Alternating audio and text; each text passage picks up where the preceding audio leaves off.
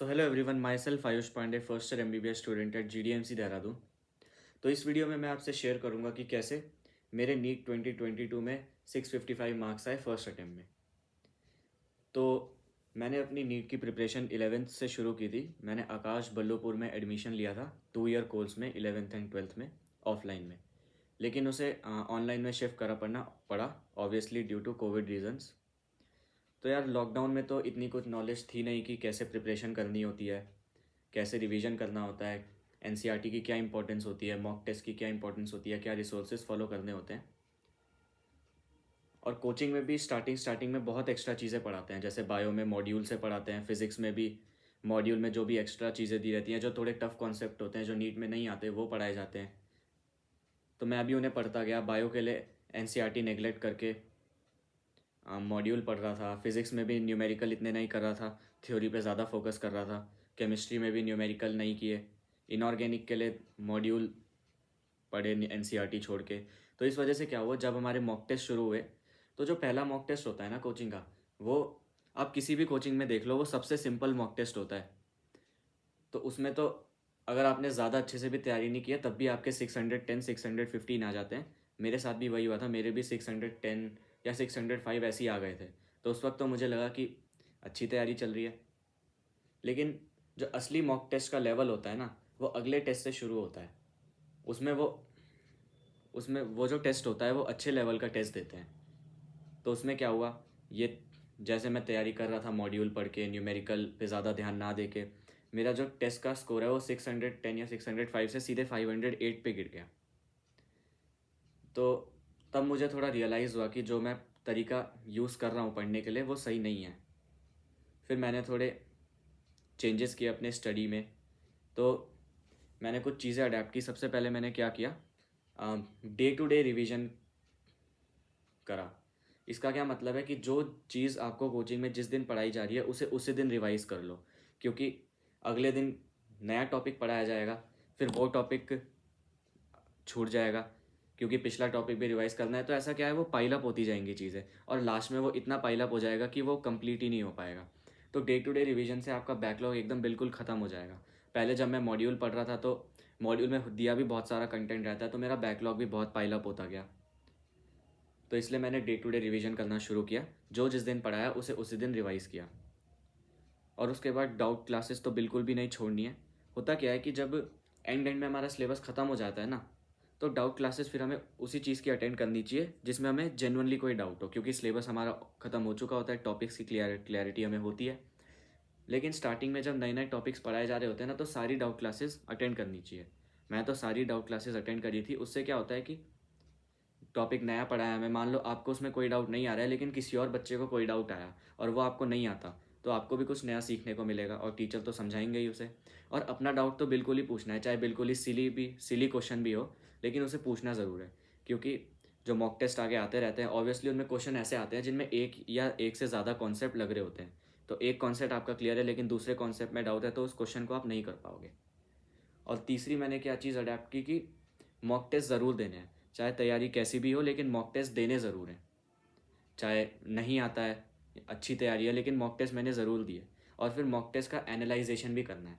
Analysation कैसे करना है, जो चीज़ गलत हुई है ना उसको NCERT से देखना है, या फिर फिजिक्स है केमिस्ट्री है तो उसमें अपने नोट्स से देखना है, और एक अलग से कॉपी बनानी है जिसका नाम होना चाहिए रिवीजन कॉपी या मिस्टेक कॉपी या टेस्ट कॉपी। उसमें लिख लेना है कि क्या चीज़ मेरी गलत हुई, और जब अगला टेस्ट देने जा रहे हो तो उस चीज़ को रिवाइज़ कर लो। सपोज़ कि फ़िज़िक्स में कोई क्वेश्चन आया और आपने उसे गलत कॉन्सेप्ट लगा के गलत आंसर निकाल दिया, तो होगा क्या, आप तो यही सोचोगे कि मेरा तरीका तो सही था।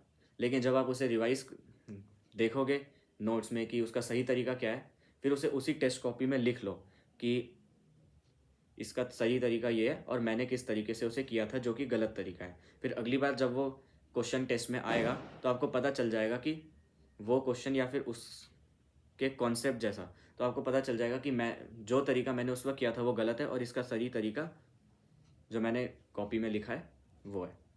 और वो जो टेस्ट कॉपी होती है ना, वो हमारा रिवीजन का एक बहुत अच्छा टूल होता है, क्योंकि लास्ट के 1 या 2 महीने में हमारे पास इतना टाइम होता ही नहीं है कि पूरी की पूरी बुक पढ़ लें अच्छे से, पूरी स्टार्टिंग से एंड तक पूरी की पूरी बुक अच्छे से कर लें, वो टेस्ट कॉपी होता है जो हमारा रिवीजन का तरीका होता है। क्योंकि लास्ट के 1 या 2 मंथ में पूरा सिलेबस अगर आपको करना है तो यही तरीका है, मॉक टेस्ट दो, एनालाइज करो और टेस्ट कॉपी में लिखो क्या गलत है, जो चीज़ गलत हुई है उसे पढ़ लो।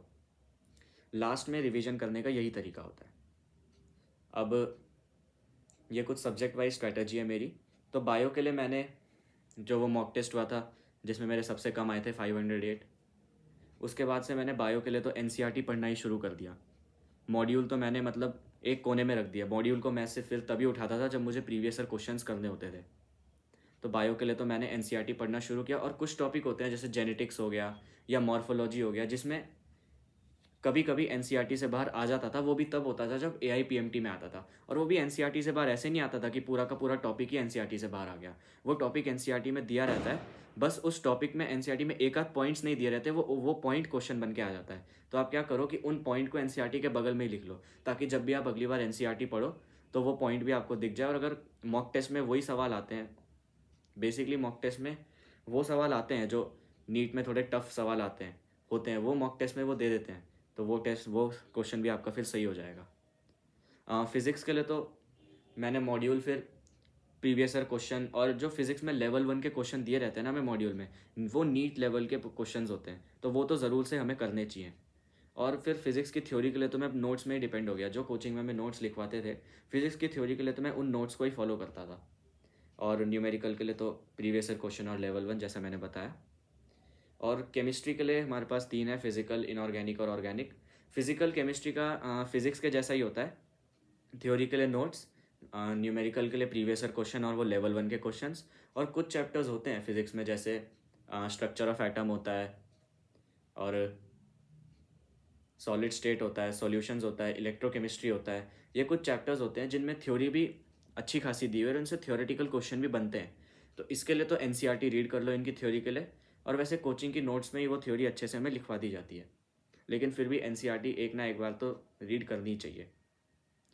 और अगर हम देखें ऑर्गेनिक केमिस्ट्री और इनऑर्गेनिक केमिस्ट्री, तो इनऑर्गेनिक केमिस्ट्री के लिए तो एज बायो एनसीईआरटी ब्रह्मास्त्र है। इनऑर्गेनिक केमिस्ट्री के लिए तो मैंने क्या किया, जो कोचिंग में नोट्स लिखाते थे उनको मैंने याद किया और उसके बाद एनसीईआरटी पढ़ी। एनसीईआरटी पढ़ने के बाद मैंने प्रीवियस ईयर क्वेश्चन किए, और प्रीवियस ईयर क्वेश्चन में मैंने देखा कि वो क्वेश्चन आ कहाँ से रहा है, और उसे अपनी एनसीईआरटी में मार्क कर लिया कि इस लाइन से क्वेश्चन बना था, इस लाइन से क्वेश्चन बना था। फिर लास्ट में मैंने वो जो मार्क लाइन थी वही पढ़ी अपनी एनसीईआरटी में। तो ये इनऑर्गेनिक के लिए था। ऑर्गेनिक के लिए आप क्या कर सकते हो, ऑर्गेनिक के लिए जो कोचिंग में नोट्स लिखाते हैं उसे आप लास्ट टाइम के लिए रख सकते हो, क्योंकि उसमें जो नेम्ड रिएक्शंस होती हैं वो हमें एक नेम्ड रिएक्शंस एक ही जगह पे सारी लिखी होती हैं हमने, और मैकेनिज़म्स भी उसमें लिखे होते हैं। और प्रीवियस ईयर क्वेश्चंस तो इनऑर्गेनिक के लिए मस्ट है करने, वो तो खैर हर जगह ही करने। और एनसीईआरटी भी रीड करनी है इनऑर्गेनिक की, क्योंकि इनऑर्गेनिक की एनसीईआरटी में कुछ एक्स्ट्रा पॉइंट्स दिए रहते हैं जो हम नोट्स में नहीं लिखते हैं। जैसे रिएक्शन का मीडियम क्या है, नोट्स में वो चीज़ नेगलेक्ट हो जाती है जो ऑर्गेनिक केमिस्ट्री की एनसीईआरटी में लिखी रहती है कि बेसिक मीडियम है, एसिडिक मीडियम है। इनसे कभी कभी एमसीक्यू बन जाता है। तो ये मेरी स्ट्रैटेजी थी जिससे मेरे नीट 2022 में 655 मार्क्स आए। ये सारी चीज़ें मैंने फॉलो की थी। ऐसी ही वीडियोस मैं नीट से रिलेटेड लाता रहूँगा, इंपॉर्टेंट टॉपिक्स की, स्ट्रैटेजीज़ की। Thank you everyone.